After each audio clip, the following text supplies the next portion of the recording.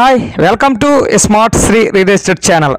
మీరు ఏదైనా బిజినెస్ కోసం అన్ని రెడీగా ఉన్న భూమి కోసం వెతుకుతున్నట్లయితే ఈ వీడియో మీకోసమే. ఇది మొత్తం వచ్చేసి 2 ఎకరాలు.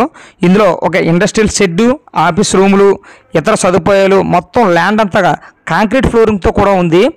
ఈ ల్యాండ్ వచ్చేసి కంపెనీ లేదా గొడౌను, ఫ్యాక్టరీ లేదా ఏదైనా ఇండస్ట్రీలు పెట్టుకునే వారికి పర్ఫెక్ట్ ల్యాండ్, చాలా బాగుంటుంది.